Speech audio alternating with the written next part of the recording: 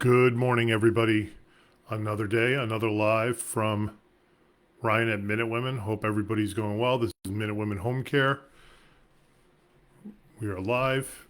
Enjoy your cup of coffee. I am using my EOS mug because we are an EOS company. Shout out to EOS. But if you want, my director of operations came up with a good idea while we were having lunch yesterday. Said, hey, listen, you keep drinking out of the same mug every day. And of course, today's the day I'm not drinking out of that mug, but it's in the dishwasher. Why don't you offer it for anybody that writes a comment? We'll send you out a mug and some Minute Women swag. So put a comment in there. DM me your address wherever you're located. Depending on where you're located, you could get a mug, but you could get some other swag that we have because you're enjoying the Minute Women videos. But this is the first cup of the day. I'm late to the party.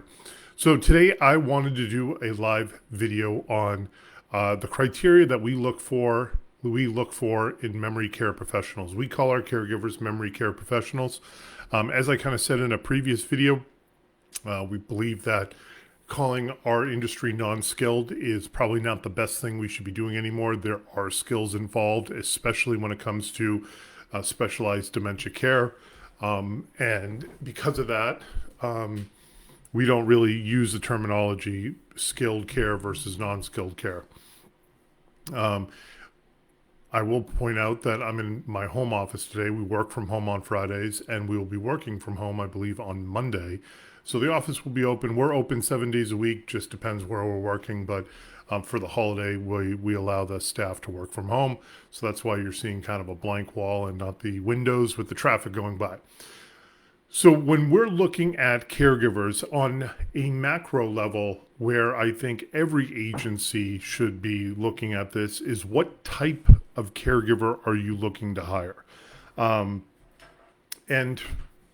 when you're looking at it, so when you say, well, what does that mean? Are you talking about home health aides? Are you talking about CNAs? Or are you talking more about something else? And I'm talking about something else. I know that most people are hiring home health aides or CNAs or people that have done caregiving before. But the thing that you need to look at when hiring caregivers is, and anybody, is this a career for them or is this a job? We ideally want to be hiring full-time professional caregivers and part-time professional caregivers. We want individuals that this is their career. Now, whether they're full-time or they're part-time doesn't really matter to us. Obviously, we'd love to have more availability of somebody that's really great, but some people need different hours and they only want to do something part-time. Fine by us. But we want you to be a professional part-time caregiver, somebody that's doing this for their career. What we don't want is the sporadic caregiver, somebody that's working in retail, then in fast food, then in manufacturing, and then comes back to home care, then leaves home care and goes and does something else, and then comes back, and that ends up becoming problematic because it's not their passion, it's a job to them. And when we're working with seniors, especially with seniors that are living with dementia and have Alzheimer's, you're going to need patience, and you're going to need this to be a career, and it needs to be a passion of yours to do this type of work. So that's what we're looking for in our caregiver population. Somebody that's doing this for their career.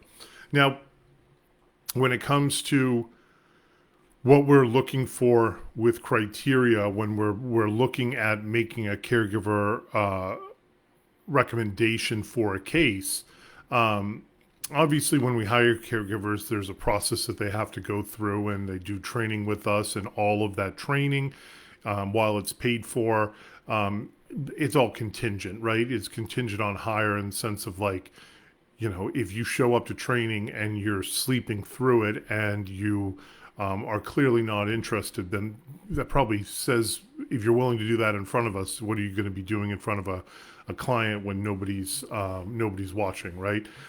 So when we hire on a caregiver or a memory care professional, we are looking at 3 criteria when we're placing them on a case. We're looking at their availability is their first the first one. If they're not available to work, then everything else doesn't really matter. The problem with availability is that for some home care agencies, that's the criteria. If you're available, you can go in. If you're not available, you can't go in, and that's all the criteria that it is. Now, the agencies that I think are reputable, that are certainly in the area, I think they go further than this, but there are certainly agencies that don't, and they may not, and it might not be because they don't want to go further, but maybe they don't have the the bench, I call it, the bullpen of caregivers to pull from. Sometimes people get low on caregivers and they don't have an option, which is not a good position to be in, right? Every home care company's been in that position sporadically when, it's the night before Christmas and you have a last minute cancellation and all of a sudden you need to find somebody. Those are unique situations that can happen from time to time, but it shouldn't be the norm. And for some agencies, if that becomes the norm for you, where you're sending out the same caregivers and just putting bodies into a shift, that becomes a real problem. And families figure it out, because what happens is they say, hey, I don't like Ryan, the caregiver. I don't want them to come back. And then Ryan continues to show up, right? And so, of course, we've had situations where maybe somebody's a good caregiver, but they're not the right fit for whatever reason. And then family says, hey, you have some time. Like, it's not like they have to leave immediately, but in the next week or two, if we could have a replacement, that would be really great. Which is perfectly fine. That's their preference, and we get an understanding of what they're not happy with. And if it's something that we can try to train the caregiver up, we will do that. But if somebody's really wants somebody off the case, then we have to follow what their direction is. But availability is number one. You really need to be available. Like the old Bill Belichick saying, and he probably stole from somebody else, the best ability is availability, right? Everything else falls from that.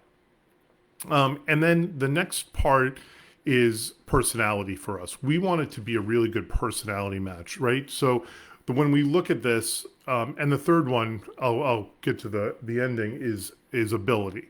But the reason why we really like about personality is I can train somebody.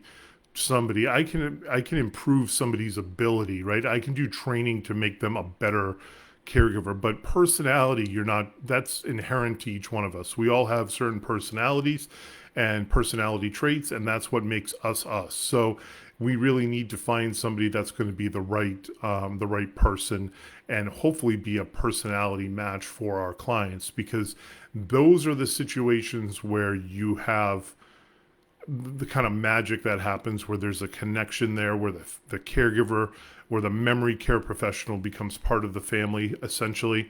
And family members couldn't imagine that caregiver not caring for their mom or dad. And when somebody passes away, eventually the caregivers, the memory care professionals, they take it very personally as well, right? And so that bond is what you want there to be, where somebody is engaged with their client, where somebody is friends with their client, somebody loves their client, and they will go above and beyond for their client. And that kind of goes back to the hiring I was talking about, which was you typically get those types of bonds from professional caregivers, that this is their calling in their career. But with the personality, it really becomes important with the longevity of the case, to have that person make that match. And so all of a sudden, it's no longer a helper coming in to provide care for mom or dad, but it's their friend coming in to provide help for mom or dad, right? And then finally, like I mentioned, ability is the next one. And that's what the training process that we do with Minute Women is, right? So most caregivers that are getting hired are being hired with a home health aide license or a home health aide certificate, which is about an 8-week course, and then or a CNA license. And there are some home health aid schools that do home health aid and CNA licenses all in one, so it's a bit longer of a course, but you get both your home health aid license and your CNA license, so you could work in nursing homes or you can work in private home care or assisted living. So it really makes sense to get both certificates at the same time.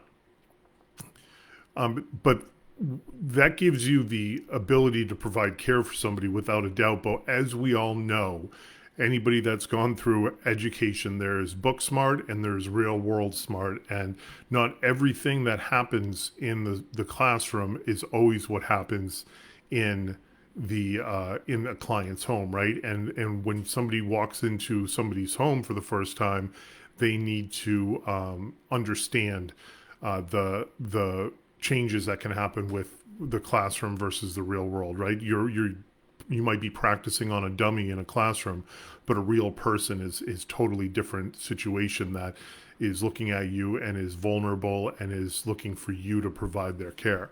And a lot of home health aides and CNAs may get their first job in a assisted living or in a nursing home because they have they're not alone in a home with somebody, right? And we would prefer it that way, right? Get a further training at a home health aid at a assisted living or nursing home, because then you have levels of management all in one building. You have a supervisor that's always in the building, so that if you are unsure of what to do, then you can ask your supervisor who's on site to be able to help with that.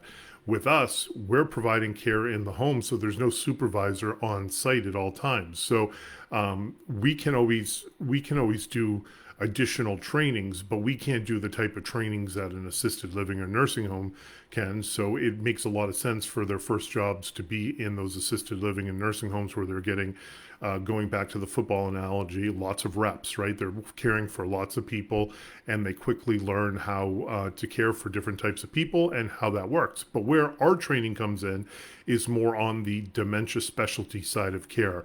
It's not necessarily the ADLs. They should know their ADLs. They should know the proper way to clean somebody up and to transfer somebody. Of course, when we hire them, we make sure they know how to do these things. We have a supervisor that can go out to assist if it's more of a two-person transfer than a one-person transfer, or it's a hairy situation.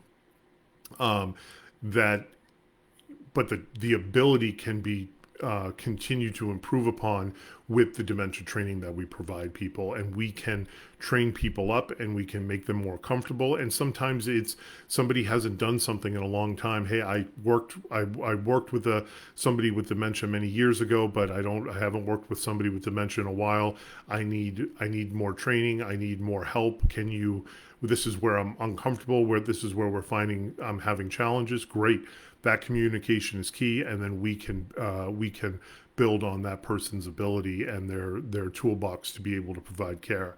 So certainly we want to send somebody out into the home, but as I've said certainly we want to send somebody out into the home that feels comfortable and is confident in their skills. But as I've said in other videos, everybody is unique with their journey with dementia, and everybody is going down a different path. And what works for one person doesn't always work for a second person. And so when you're looking at it through that lens, there is going to be consistent training going on, because somebody may be walking in to work with a client that has specific challenges and specific needs that are unique to them, and we need to have that training and go over that care plan in detail with those caregivers, and that kind of all falls into that ability category. So certainly we want there to be somebody that's confident in their abilities, but we also know that not everybody's going to be batting 1,000, and there's going to be ongoing training that happens for the individual clients that for their specific needs. So that gives you kind of an idea of what we're looking at. So we base it on three things: availability, personality, and ability.